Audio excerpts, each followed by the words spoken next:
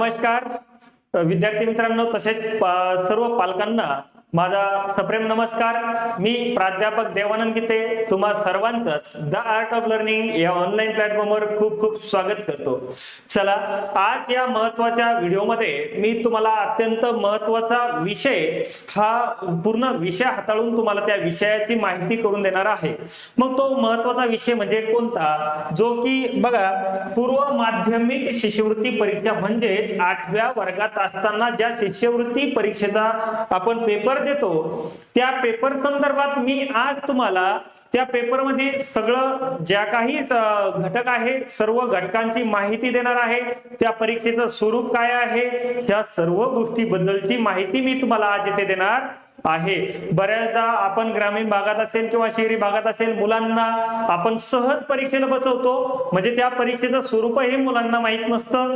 मग त्या परीक्षेसाठी जाण्याआधी तुम्हाला सर्व गोष्टी, त्या गोष्टी परीक्षेत असलेले विषय आणि विषयानुसार अभ्यास कोणत्या घटकाचा कसा करायचा, त्यासोबत सोबत ह्या सर्व विषयाचा किंवा या परीक्षेची तयारी आम्ही the art of learning institute या प्ले स्टोर वरील ऍपच्या माध्यमातून तुम्हाला काय देणार आहोत, बरोबर आहे।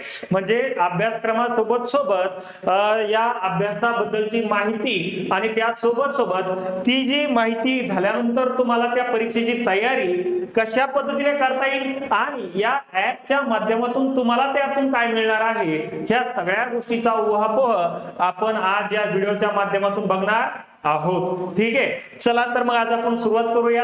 बघा, सर्वप्रथम आपल्याला ज्या परीक्षेला सामोरं जायचं आहे, त्या परीक्षेत नेमके विषय कोणते, त्या विषयाचे प्रश्न येणारे किती असतात परीक्षेमध्ये, त्यानंतर त्या प्रश्नाला मार्क किती मिळतात हे आपल्याला माहित असणं गरजेचं आहे, बरोबर आहे की। मग बघा, 8वी शिष्यवृत्ती परीक्षेचे स्वरूप जे आहे ते असं आहे। पहिला पेपर जो असेल, त्या पेपर मध्ये पहिला विषय आहे बघा, मराठी प्रथम भाषा। कोणता? मराठी प्रथम भाषा। ठीक आहे, बघा, मराठी प्रथम भाषा। त्यानंतर त्या मराठीवर प्रश्न किती असणार, तर 25 प्रश्न येणार आणि एकूण गुण किती असणार, 25 प्रश्नाला 50 गुण। म्हणजे एका मराठी विषयावर तुम्हाला 25 प्रश्न आले की त्याचे तुम्हाला 50 गुण मिळतील। आणि दुसरा जो विषय आहे पहिल्या पेपर मध्ये, तो आहे गणित विषय। मग गणिताला तुम्हाला प्रश्न असतील 50 आणि गुण असतील 100। किती? 50 प्रश्न 100 गुण, म्हणजे एका प्रश्नाला 2 अंक। ठीक आहे, म्हणजे इथे पण आणि इथे पण, म्हणजे असे एकूण तुमचा पहिला पेपर असणार आहे 75 प्रश्नाचा आणि तुम्हाला गुण असणार आहे 150। ठीक आहे, आणि वेळ असणार आहे तुम्हाला 90 मिनिटं, म्हणजेच 1.5 तासाचा। एकंदरीत तुम्हाला पहिल्या पेपरचं स्वरूप लक्षात आलं। चला मग आपण बघूयात दुसऱ्या पेपरचं स्वरूप कसं आहे। मग दुसऱ्या पेपरमध्ये तुम्हाला इंग्रजी ही जी आहे तृतीय भाषा, या इंग्रजी विषयावर 25 प्रश्न असणार आहे। किती? 25, आणि त्याचे गुण असणार आहेत तुम्हाला 50। म्हणजे इथे पण एकास 2, म्हणजे एका प्रश्नाला 2 मार्क, बरोबर आहे। त्यानंतरचा पुढला विषय आहे बुद्धिमत्ता चाचणी। बुद्धिमत्ता चाचणीमध्ये तुम्हाला प्रश्न असणार आहे 50 आणि गुण असणार आहे 100। म्हणजेच तुम्हाला एकूण प्रश्न पहिल्या पेपर सारखेच 75 असतील आणि एकूण गुण असतील 150, आणि इथे देखील तुम्हाला वेळ असणार आहे 1.5 तास, म्हणजे 90 मिनिटं। मग ह्या वेळेमध्ये तुम्हाला हे सर्व प्रश्न सोडायचे असतात। ठीक आहे, मग आता आपण बघितले प्रथम भाषा, गणित, त्यानंतर तृतीय भाषा आणि बुद्धिमत्ता। मग या प्रत्येक विषयामध्ये प्रश्न कोणत्या घटकावर विचारल्या जाते हेही आपण एकदा चांगल्या पद्धतीने बघूयात। ठीक आहे, बघा, पेपर पहिला जो आहे त्यामध्ये मराठी म्हणजे प्रथम भाषा, त्या मराठीचा अभ्यासक्रम काय काय आहे। ठीक आहे, मग त्या अभ्यासक्रमावर कोणत्या गोष्टीवर तुम्हाला प्रश्न असणार आहे ते आता आपण बघूयात। पहिला जो पेपर आहे मराठी प्रथम भाषा म्हणून त्याचा अभ्यासक्रम काय असणार आहे, बरोबर आहे. चला बघा, पहिला घटक तो आहे आकलन करण्याचा. काय आहे?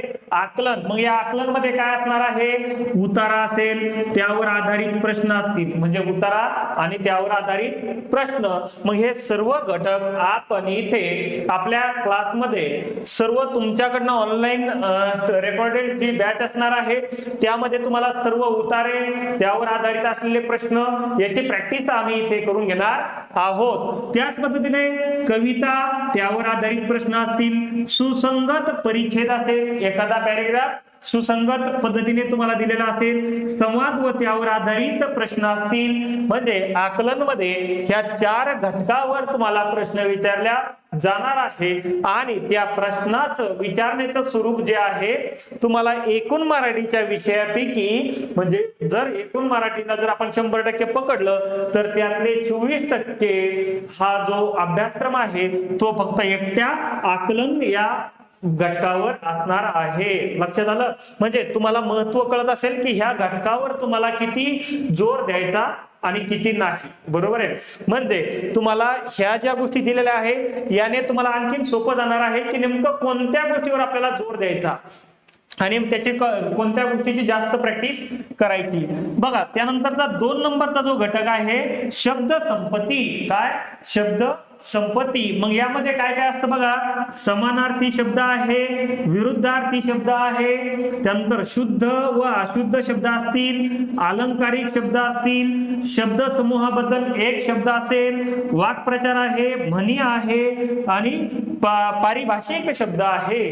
म्हणजे ह्या सर्व घटकावर, म्हणजे या सर्व शब्दावर किंवा शब्द संपत्ती या एका मेन घटकावर तुम्हाला 24% आणि हे 24% म्हणजे एकूण जमतेम 50%च्या जवळपास, म्हणजे 24 आणि 24 48 होतात ना, म्हणजे अप्रॉक्स तुम्हाला 50%च्या जवळपास अभ्यासक्रम ह्या 2 घटकावरच आहे मराठी ग्रामर मध्ये. ठीक आहे, म्हणजे तुम्हाला लक्षात येत असेल की ह्या जे 2 घटक आहेत आणि त्यातले सब घटक जे आहेत हे उपमुद्दे याला किती महत्व आहे, म्हणजे त्या पद्धतीने तुम्ही त्याला व्यवस्थित सामोरे गेलं पाहिजे.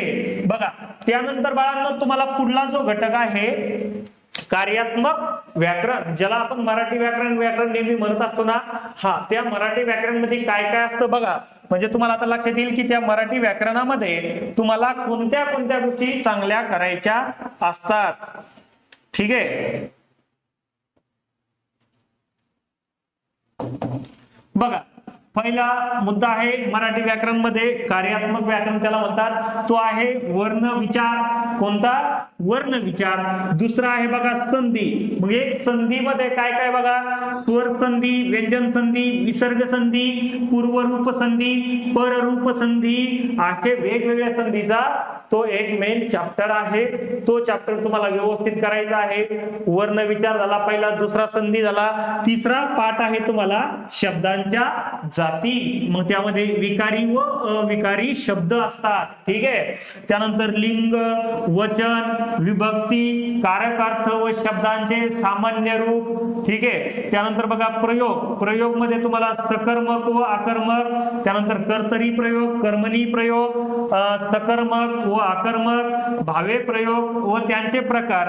ह्या सर्व प्रयोग जो एक मेन पाठ आहे त्यामध्ये हे सर्व उपपाठ आहे, मुद्दे आहेत, हे तुम्हाला सर्व व्यवस्थित करायचं. या घटकावर तुम्हाला प्रश्न विचारले जातात आणि याची संख्या जास्त असते, म्हणजे 44%.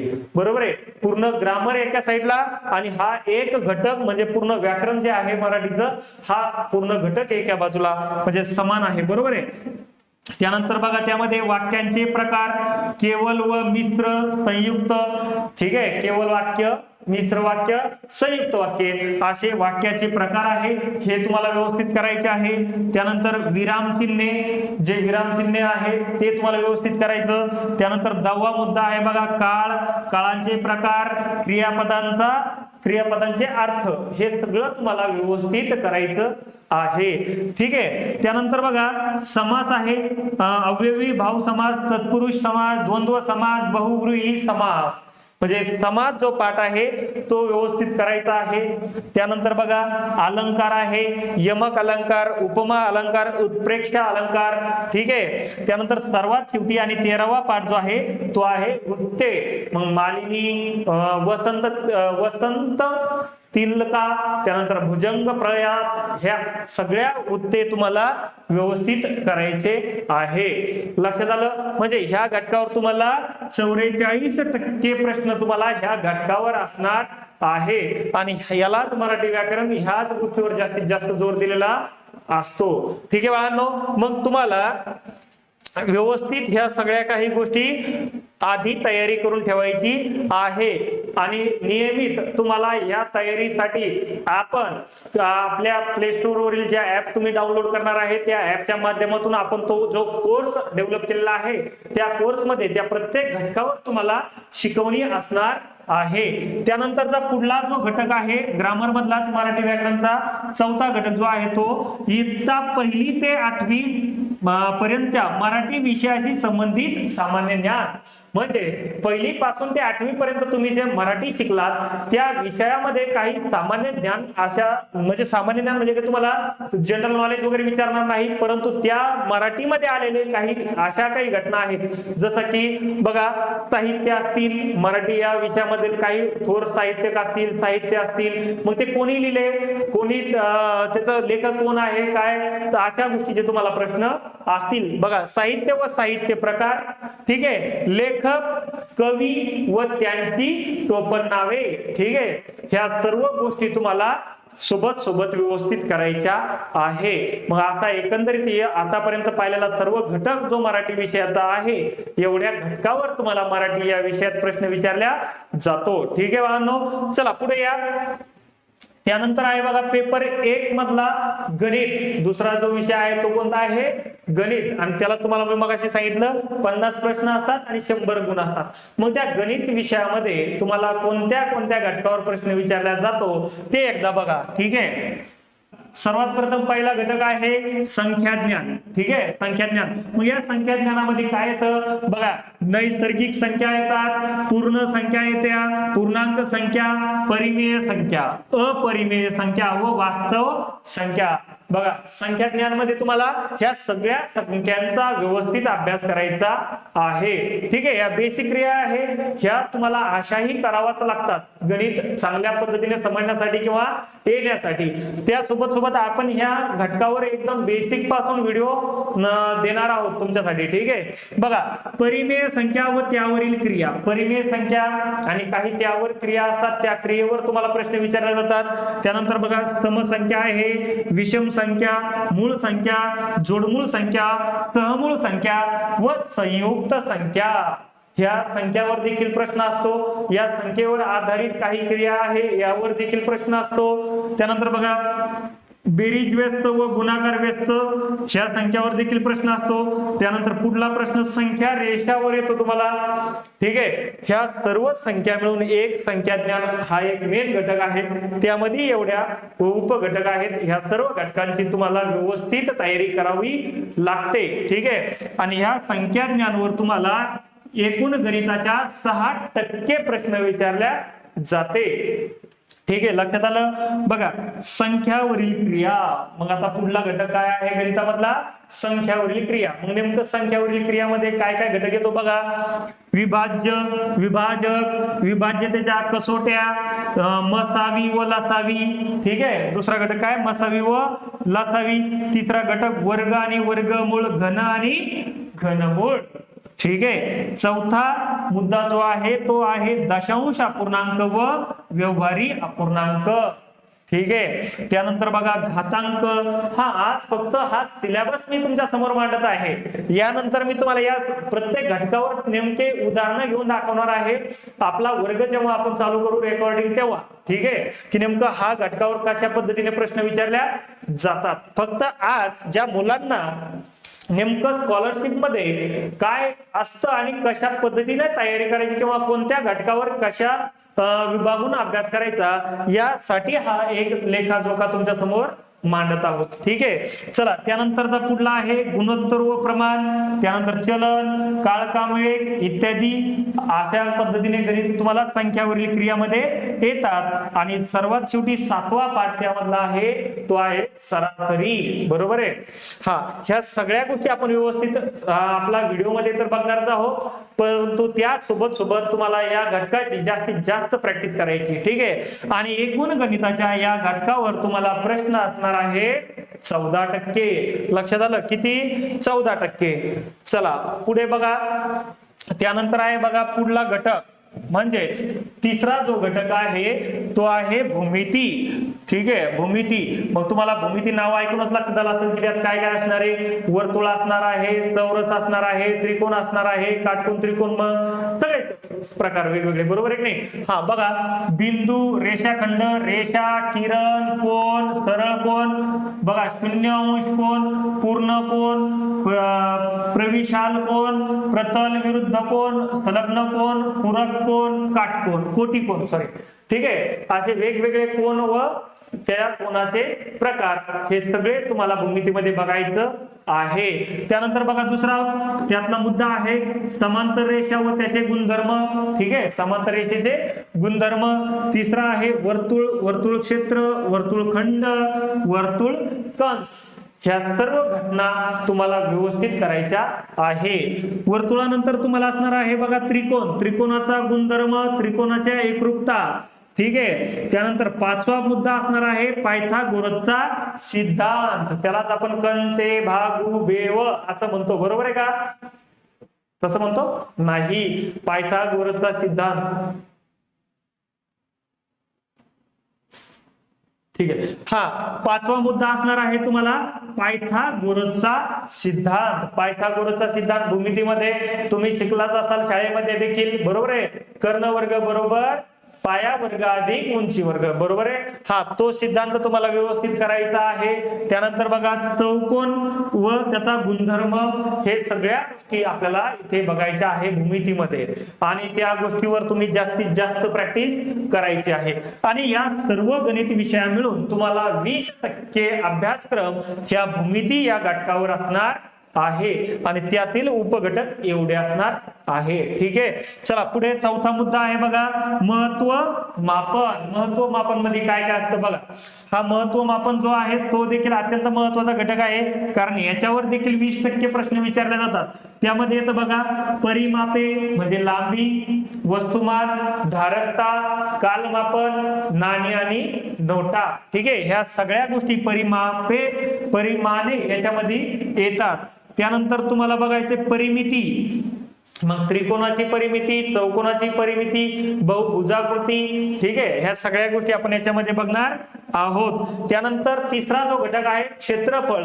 मग यामध्ये त्रिकोणाचे क्षेत्रफळ, चौरसाचे क्षेत्रफळ, आयताचे क्षेत्रफळ, समांतरभुज चौकोनाचे क्षेत्रफळ, समभुज चौकोन, समलंब चौकोन, वर्तुळ, अनियमित आकृती व रेखांकित भाग, या सर्व घटकांचे क्षेत्रफळ आपल्याला इथे बघायचे आहे. त्यानंतर आहे बघा 4था मुद्दा घनफळ व पृष्ठफळ.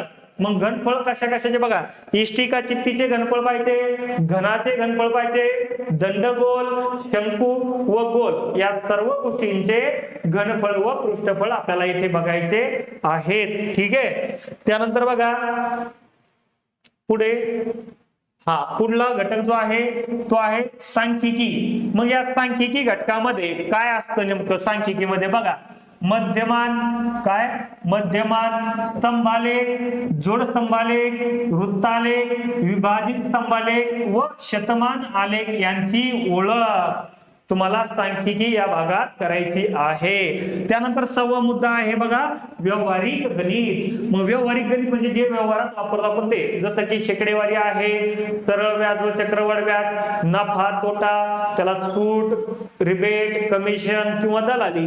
आणि हे जे महत्वाचे घटक आहे व्यावहारिक गणित जे आहे तुम्हाला ते 16% विचारल्या जातं. ठीक आहे, त्यानंतर आहे बघा 7वा मुद्दा बीजगणित. मग या बीजगणितामध्ये संख्येसाठी अक्षर. ठीक आहे, संख्येसाठी अक्षर, बैजिक राशीचे अवयव, किंमत व त्यावरील क्रिया. त्यानंतर दुसरा मुद्दा आहे नित्य व समानता. ठीक आहे. पुढे आहे बघा एकचल समीकरणे व त्यावरील शाब्दिक उदाहरणे. पुढला मुद्दा आहे बहुपदी, त्यावरील क्रिया व अवयव. अशा पद्धतीने तुम्हाला बीजगणितामध्ये हे महत्वाचे घटक असणार आहे 4 आणि यावर तुम्हाला प्रश्न विचारले जाणार आहेत 18% एकूण गणिताच्या प्रश्नांच्या. ठीक आहे. चला म्हणजेच याचा अर्थ जर गणिताचे 100 प्रश्न असले असते तर एकूण 18 प्रश्न तुम्हाला एवढ्या घटकावर विचारले जाणार होते. ठीक आहे. चला पुढे आता गणित झालं, त्यानंतरचा पुढला जो विषय आहे तो आहे इंग्रजी तृतीय भाषा आणि या इंग्रजीवर तुम्हाला 25 प्रश्न असणार आहे 50 मार्काला. मग इंग्रजीमध्ये काय काय तर बघा मेन घटक पहा कोणते कोणते. मग त्यामध्ये उपघटक भरपूर आहे परंतु मेन घटक पहा लेटर्स ऑफ अल्फाबेट. म्हणजे लेटर्स ऑफ अल्फाबेट मध्ये काय काय येतं बघा. Associating the name of letters with its sound. म्हणजे तुम्हाला ह्या लेटर्स ऑफ अल्फाबेट मध्ये हे जे महत्वाचे घटक आहेत हे घटक तुम्हाला त्यामध्ये बघायचे आहेत. आपण ज्यावेळेस या विषयाला चालू करणार आहे त्यावेळेस तुम्हाला या इंग्लिश विषयाचे शिक्षक आपले हे सर्व माहिती देणार आहे, याचा अर्थ समजून सांगणार आहे आणि यावर प्रॅक्टिस देखील तुमची चांगल्या पद्धतीने करून घेणार आहेत. ठीक आहे. त्यानंतर आहे बघा formation of words using given alphabets. म्हणजे तुम्हाला दिलेल्या शब्दापासून एक शब्द किंवा एक वाक्य एक दिलेल्या अक्षरापासून एक शब्द तयार करायचा असतो. तो इथे तुम्हाला त्यावर जास्तीत जास्त म्हणजे प्रश्नाची प्रॅक्टिस करायची. हळूहळू प्रॅक्टिस झाल्यानंतर तुम्हाला ते ऑटोमॅटिक जमून जातं. बऱ्याच विद्यार्थ्यांना इंग्रजी विषय आला की तो आपल्यासाठी नाही गोवा असंच वाटून जातं, बरोबर आहे नाही. परंतु काळजी करायची नाही, प्रॅक्टिस करून करून हळूहळू तुम्हाला ते ऑटोमॅटिक जमून जातं आणि ते आपण करून घेणार आहे इथे. ठीक आहे. त्यानंतर दुसरा मुद्दा आहे बघा व्होकॅब्युलरी. म्हणजे शब्द ज्ञान ज्याला म्हणतो आपण, त्या व्होकॅब्युलरीवर तुम्हाला प्रश्न असणार आहे आणि ते एकूण इंग्रजी विषयाच्या 24% असणार आहे. मग त्यामध्ये तुम्हाला समानार्थी शब्द असतात, एका शब्दापासून अनेक शब्दापासून एकच शब्द, त्यानंतर विरुद्धार्थी शब्द. ठीक आहे. असे वेगवेगळे शब्द असतात, त्या शब्द रचनेवर तुम्हाला प्रश्न येतात बघा. रायटिंग, त्यानंतर familiar related words with the given clause and pictures. ठीक आहे. त्यानंतर बघा को relating words with pictures, action word, describing word. म्हणजे तुम्हाला काही चित्र वगैरे दिलेले असणार आहे, ते तुम्हाला एकमेकांच्या जोड्या लावायच्या आहेत त्या चित्राच्या आणि तिथे दिलेल्या इंग्रजी शब्दांच्या. ठीक आहे. त्यानंतर बघा रायमिंग वर्ड समानार्थी शब्द, त्यानंतर रायटिंग अपोजिट वर्ड म्हणजे विरुद्धार्थी शब्द, रायटिंग वर्ड रजिस्टर, त्यानंतर finding small word from the bigger ones. म्हणजे मोठ्या वाक्याचा किंवा एक तुम्हाला तिथे वाक्य दिलेलं असणार आहे, त्या वाक्याचा पूर्ण एका शब्दात अर्थ तुम्हाला ओळखायचा असतो. ठीक आहे. त्यानंतर बघा युजिंग रायटिंग कॉन्ट्रॅक्टेड फॉर्म्स, त्यानंतर dictionary skills, parts of body म्हणजे शरीराचे पार्ट जे आहेत त्यांचे तुम्हाला तिथे चित्र किंवा अक्षर दिलेले असणार आहे. Names of birds and animals, their living places and sounds. मग तुम्हाला तिथे त्यांचे घरटे वगैरे जे काही पक्षी वगैरे असतील त्यांचे घरटे दाखवलेले असतील, काही प्राणी असेल त्यांचे घर वगैरे दाखवलेले असणार आहे, त्यांच्या तुम्हाला जोड्या वगैरे लावायच्या असतात. ठीक आहे. त्यानंतर आहे बघा कंपॅरिझन्स, काय कंपॅरिझन्स. त्यानंतर बघा पुढे आहे होमोफोन्स, त्यानंतर नेम्स ऑफ काय colours, things, shapes, vegetables, fruits आणि गेम्स. म्हणजे तुम्हाला काही कलरचे नाव ओळखायचे, काही आकार आहेत त्यांचे काही म्हणजे भाजीपाले आहेत, काही फळं आहेत, काही फुलं आहेत. ठीक आहे. काही खेळ आहेत त्यांचे नाव तुम्हाला त्यात ओळखायचे असतात आणि अशा पूर्ण एकूण घटकावर तुम्हाला 24% प्रश्न विचारल्या जाणार आहेत. ठीक आहे बाळांनो. चला पुढे तिसरा घटक काय पंक्च्युएशन मार्क्स. मग त्यामध्ये आहे बघा capitalisation, comma, full stop, question mark, apostrophe, exclamation mark. ठीक आहे. म्हणजे जे आपले चिन्ह असतात त्या चिन्हांचा वापर तुम्हाला कशा पद्धतीने करता येतो किंवा कुठे करायचा यावर या घटकावर तुम्हाला ते प्रश्न विचारलेले असणार आहे आणि ते एकूण इंग्रजीच्या 12% असणार आहे. ठीक आहे. त्यानंतर चौथा आहे बघा न्यूमेरिकल इन्फॉर्मेशन. न्यूमेरिकल म्हणजे सांख्यिकी इन्फॉर्मेशन. त्यामध्ये डेज ऑफ द वीक म्हणजे आठवड्याचे दिवस, मंथ्स ऑफ द इयर म्हणजे वर्षातून महिने, त्यानंतर कार्डिनल ऑर्डिनल नंबर्स, त्यानंतर showing the directions and sub direction, map reading आणि त्यानंतर टेलिंग टाइम. ठीक आहे. अशा इतर घटकावर तुम्हाला प्रश्न विचारलेले असतात आणि ते देखील तुम्हाला इंग्रजीच्या 12% प्रश्न असतात ह्या चौथ्या घटकावर. लक्षात आलं तुम्हाला? आणखी काही घटक आहे तिथे, हे पण प्रत्येक घटक महत्वाचा आहे, त्यावर देखील 12% प्रश्न विचारलेले आहेत. त्यामध्ये आहे बघा 5वा घटक कोणता? Creative things. क्रिएटिव्ह थिंग्स मध्ये बघा ऍडव्हर्टाइजमेंट आहे, मोटोज आहे, मेसेजेस आहे, सॉल्विंग पझल्स आहे, विथ द गिवन क्लाउज आहे. त्यानंतर तिसरा घटक सॉल्विंग काय riddles with the given clues. ठीक आहे. हा, या सगळ्या घटकावर तुम्हाला 12% प्रश्न असणार आहे. त्यानंतर 6वा घटक पहा स्टॉक एक्सप्रेशन. ठीक आहे. त्यानंतर त्यामध्ये ग्रेटिंग्स, सिकिंग परमिशन, त्यानंतर मेकिंग रिक्वेस्ट, को relation between instructions, expressions and pictures, तुम्हाला रिलेशन त्यांचं म्हणजे जोडायचं आहे. त्यानंतर बघा 7वा मुद्दा आहे मिसलिनियस म्हणजे एकत्रित मिक्स. त्यामध्ये आर्टिकल्स आहे, प्रिपोजिशन आहे, ऍडजेक्टिव्ह आहे, ऍडव्हर्ब आहे, सेंटेन्स फॉर्मेशन आहे म्हणजे टेन्स, त्यानंतर सिंग्युलर अँड प्लुरल म्हणजे हा व्याकरणाचा प्रकार आहे. ठीक आहे. जे इंग्रजी व्याकरण ज्याला म्हणतो आपण त्यात ह्या गोष्टी शिकतो त्यातला घटक तुम्हाला इथे असणार आहे. आणि 8वा घटक आहे तुम्हाला कंपॅरिझन म्हणजे रीडिंग स्किल्स. ठीक आहे. कॉम्प्रेहेन्शन रीडिंग स्किल. त्यामध्ये प्रोज म्हणजे जवळपास 30 पर्यंत. ठीक आहे. असे एकंदरीत तुम्हाला इथे देखील 12% प्रश्न असणार आहे. त्यानंतर सगळ्यात शेवटचा जो घटक आहे तो म्हणजे बुद्धिमत्ता चाचणी. त्यावर एकंदरीत 50 प्रश्न असणार आहे गणितासारखे आणि ते प्रश्न तुम्हाला 100 मार्काचे असणार आहे. मग त्यामध्ये काय काय असतं बघा. बुद्धिमत्तामध्ये सर्वात प्रथम जो मेन घटक आहे तो आहे आकलन. ठीक आहे. काय? आकलन. मग आकलन मध्ये काय तर त्यामध्ये बघा सूचना पालन आहे, वर्णन व मजकूर असणार आहे, त्यामध्ये तुम्हाला भाषा ज्ञानावर प्रश्न असतील, त्यानंतर इंग्रजी अक्षरमाला असेल. ठीक आहे. ABCD वगैरे आणि त्यामध्ये तुम्हाला क्रम उलटे सुलटे दिलेले असणार आहे ते तुम्हाला व्यवस्थित लावायचे. बघा त्यानंतर दुसरा घटक आहे वर्गीकरण. मग वर्गीकरण कशात करायचं? शब्दसंग्रह, आकृत्या, संख्या आणि वर्णमाला. ठीक आहे. इंग्रजी वर्णमाला त्यावर तुम्हाला त्या वर्गीकरणावर प्रश्न असतात. याचे प्रश्न तुम्हाला 10%, वरच्या घटकाचे देखील 10% असे तुम्हाला प्रश्न असतात. तिसरा घटक आहे समसंबंध. मग समसंबंध कशावर बघा शब्दसंग्रहामध्ये तुम्हाला संबंध जोडायचा असतो, आकृत्यामध्ये संबंध जोडायचा, संख्येमध्ये आणि वर्णमालेमध्ये तुम्हाला संबंध जोडायचा असतो. त्याला आपण नंबर सिरीज म्हणतो. ठीक आहे. त्यानंतर पुढे चौथा घटक आहे बघा तुम्हाला कोणता?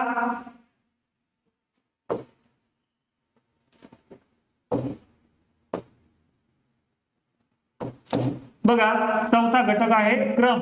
मग त्यामध्ये संख्यांचा क्रम, आकृत्यांचा क्रम, चिन्हांचा क्रम, चुकीचे पद ओळखायचे, वर्णमाला शोधायची इंग्रजी मध्ये. ठीक आहे. क्रम वगैरे असून त्यांचा तो कुठे चुकीचा आहे किंवा कोणता त्या जागेवर येऊन बसेल असे तुम्हाला तिथे फिट करायचे असतात. त्यानंतर 5वा घटक आहे बघा सांकेतिक भाषा.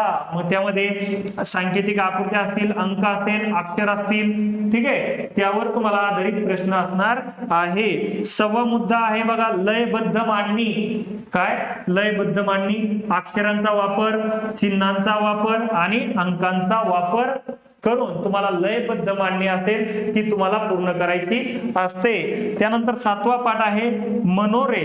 मग त्याचा अंकांचा मनोरा आहे, अंकांचा वापर, अक्षरांचा वापर. ठीक आहे, अशा पद्धतीने तुम्हाला बुद्धिमत्ता चाचणीमध्ये प्रश्न असणार आहे. पुढला घटक आहे बघा 8वा, प्रतिबिंब व प्रतिमा. प्रतिबिंब किंवा प्रतिमा. मग यामध्ये अंकांचे प्रतिमा असतील, अक्षरांच्या आकृत्यांच्या, त्या तुम्हाला ओळखायच्या आहेत. 9वा मुद्दा आहे तर्क व अनुमान. मग भाषिक वय, वेळ व घड्याळ, तर्क, नाते, माहितीवरून अनुमान काढणे, अशा पद्धतीचे तुम्हाला प्रश्न असतील. त्यानंतर दुसरा आहे बघा भाषिक घनाकृती ठोकळे, त्रिकोण व चौकोन मोजणे. त्यानंतर तिसरा घटक आहे संख्यांच्या मांडणीतील सूत्र ओळखणे. ठीक आहे, असा तर्क व अनुमान असणार आहे. त्यानंतर 10वा मुद्दा आहे कुट प्रश्न. मग त्यामध्ये रांगेतील स्थान, म्हणजे मोहन उजवीकडून 12वा आहे व डावीकडून 13वा आहे, तर एकूण रांगेत मुलं किती, त्या पद्धतीचे प्रश्न मी तुम्हाला सविस्तर नंतर प्रत्येक घटकावर प्रश्न घेऊन दाखवणार आहे. ठीक आहे, काळजी करू नका. त्यामध्ये दिशावरील प्रश्न असतील, दिनदर्शिकावर प्रश्न असतील, वेन आकृती, गणिती कोड असतील. ठीक आहे, यावर तुम्हाला प्रश्न विचारल्या जातात. 11वा मुद्दा जो आहे तो आहे आकृतीचे पृथक्करण. मग त्यामध्ये अपूर्ण आकृती पूर्ण करायची. ठीक आहे, तंतोतंत आकृती ओळखायची, म्हणजे आहे तशा प्रश्न आकृतीतल्या आकृतीसारखेच उत्तर आकृतीमध्ये आकृती शोधायची.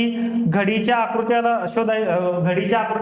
शोधायच्या. त्यानंतर लपलेली आकृती शोधायची. ह्या अशा पद्धतीने आकृतीचे पृथक्करण मध्ये प्रश्न असतात आणि ते देखील 10% तुम्हाला गणिताच्या प्रश्न पडतात. ठीक आहे, अशा पद्धतीने तुमचा एकूण अभ्यासक्रम असतो. आता हा सर्व अभ्यासक्रम तुमच्या आता लक्षात आला असेल. मग आता बघा हा सगळा अभ्यासक्रम आणि नेमके आपण हा अभ्यासक्रम कसा शिकणार आहोत आणि तुम्हाला आम्ही अभ्यासक्रम हा कसा देणार आहोत, कशाच्या स्वरूपात किंवा कशा पद्धतीने तुम्हाला शिकवणार आहे. तर आता तुम्हाला लक्षात आलंच असेल की the art of learning institute या नावाचं आपलं एक ऍप आहे. ठीक आहे, मग त्या ऍप मध्ये आपण कसे देणार आहोत, तर आपण सर्वप्रथम त्यामध्ये द आर्ट ऑफ लर्निंग ह्या नावाचं ऍप आपल्याला प्ले स्टोर वरून डाउनलोड करायचं. त्या ऍपला डाउनलोड केल्यानंतर तुम्हाला डाउनलोड करताना असा लोगो दिसेल. ठीक आहे, त्याच्या पलीकडे असं नाव दिसतं.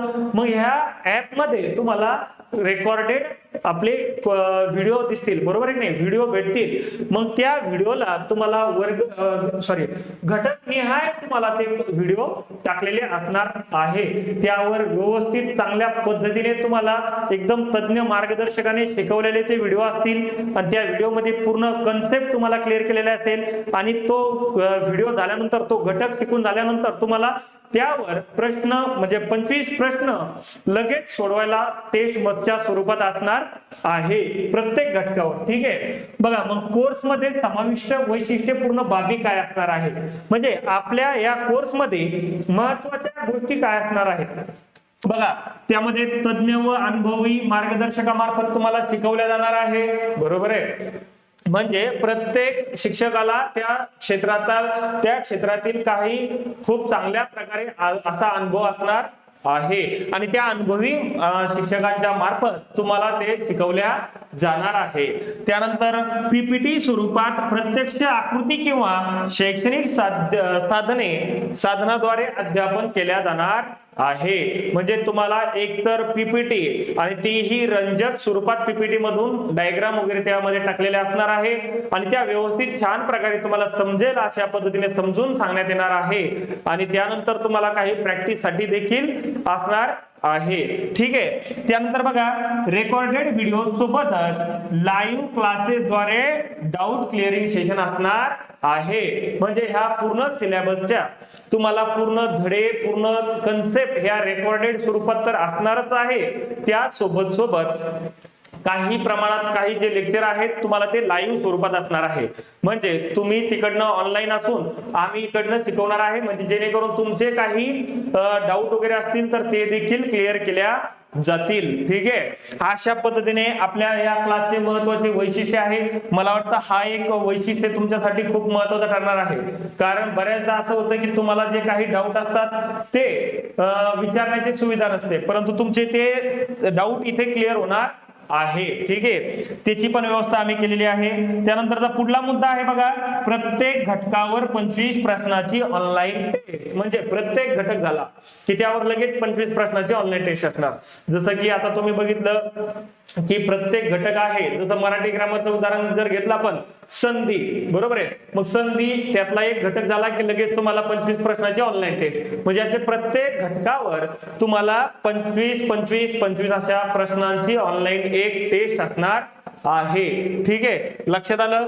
मग ह्या सगळ्या मेन वैशिष्ट्या सोबत आपली बॅच असणार आहे आणि त्याचा नक्कीच बेनिफिट तुम्हाला सर्वांना होणार आहे. पुढला मुद्दा बघा, मागील प्रश्नपत्रिकांचे प्रश्ननिहाय विश्लेषण लाईव्ह क्लासद्वारे होणार आहे. मग आपण काही मागील प्रश्नपत्रिका ज्या झालेल्या आहेत 8वी स्कॉलरशिपच्या, त्या प्रश्नपत्रिकेचं अनालिसिस किंवा विश्लेषण तुम्हाला इथे सोडून दाखवणार आहे लाईव्ह क्लासद्वारे, जेणेकरून तुम्हाला त्या पेपरमध्ये कशा पद्धतीने फेस करावं लागेल प्रश्नांना, ह्या सगळ्या गोष्टी आम्ही तुम्हाला इथे सांगणार आहोत. लक्षात आलं. चला त्यानंतर बघा पुढला मुद्दा, एकूण अभ्यासक्रमावर परीक्षा पद्धतीनुसार 20 ऑनलाईन टेस्ट असेल. म्हणजे एकूण पूर्ण ऑल इन वन.